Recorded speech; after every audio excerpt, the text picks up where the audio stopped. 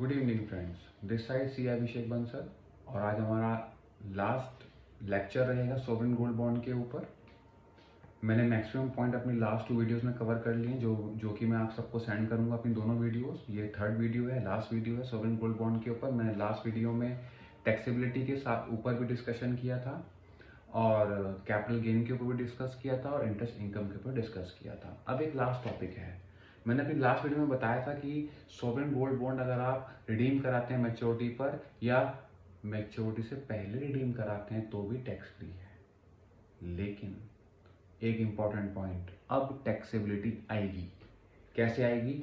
अगर आपने अपने गोल्ड बॉन्ड स्टॉक एक्सचेंज में बेच दिए, अगर yes gold bond is tradable in stock exchange, अगर आपने अपने गोल्ड बॉन्ड को सेल किया स्टॉक एक्सचेंज में प्री मैच्योर, तो उस केस में आपके ऊपर टैक्सेबिलिटी अप्लाई हो जाएगी। आप कैपिटल गेन के हेड में इनकम को रिपोर्ट करेंगे, इंडेक्सेशन होगी depending upon the holding period.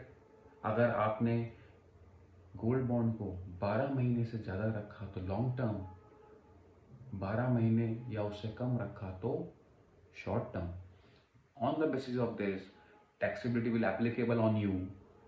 अगर आप गोल्ड बॉन्ड स्टॉक एक्सचेंज में सेल करते हैं तो उस केस में अब मैं पेमेंट कैसे करूं? 20,000 रुपये तक आप कैश में पे कर सकते हैं गोल्ड बॉन्ड खरीदने के लिए। उसके ऊपर आपको ऑनलाइन जाना पड़ेगा, पर मैं एडवाइस करूंगा कि आप ऑनलाइन ही परचेज करें क्योंकि आपको 50 रुपये पर ग्राम का बेनिफिट होता है अगर आप ऑनलाइन परचेज करते हैं, राइट। गोल्ड बॉन्ड को आप डीमैट अकाउंट फॉर्म में भी रख सकते हैं, तभी तो ये स्टॉक एक्सचेंज में सेल होते हैं, क्योंकि स्टॉक एक्सचेंज तो सारा डीमैट के ऊपर ही बेसिस पर है, right. Next, can I trade in these bonds? Yes, you can trade on the stock exchange. आप कर सकते हैं। Partial transfer of bond is also possible. आप बॉन्ड को ट्रांसफर कर सकते हैं, स्टॉक एक्सचेंज मार्केट में कर सकते हैं। तो हमने गोल्ड बॉन्ड स्कीम से क्या सीखा है थोड़ा सा मैं बता दूं आपको। आपकी इंटरेस्ट इनकम हमेशा टैक्सेबल रहनी है। ये जिम्मेदारी इंडिविजुअल टैक्स पेयर की है या एचयूएफ की है या चैरिटेबल ट्रस्ट की है कि भाई आप हमको जो है सीएस को या एडवोकेट को आप बताएंगे कि भाई हमारी इतनी इंटरेस्ट इनकम है, आप इसको रिपोर्ट करिए। करेक्ट बता रहा हूँ। अगर आप प्री मैच्योर रिडीम करते हैं या आप 8 साल यानी फुल पीरियड रखते हैं अपने पास तो टैक्सेबिलिटी नहीं है यदि आप स्टॉक एक्सचेंज में नहीं बेचते हैं। अगर आप स्टॉक एक्सचेंज में बेच देते हैं, प्री मैच्योर बेच देते हैं, तो आपके ऊपर टैक्स लायबिलिटी राइज होगी, कैपिटल गेन टैक्स लगेगा based on the period of holding.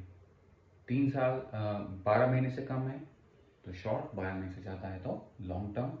Indexation लगेगा, विदाउट इंडेक्सेशन 12.5%, फ्लैट लगेगा आप पे long term capital gain tax, with indexation 20% लगेगा, शॉर्ट टर्म एज पर 15% हम सब जानते ही हैं तो वो लगेगा। So sovereign gold bond is a good scheme, आप इसमें इन्वेस्ट कर सकते हैं।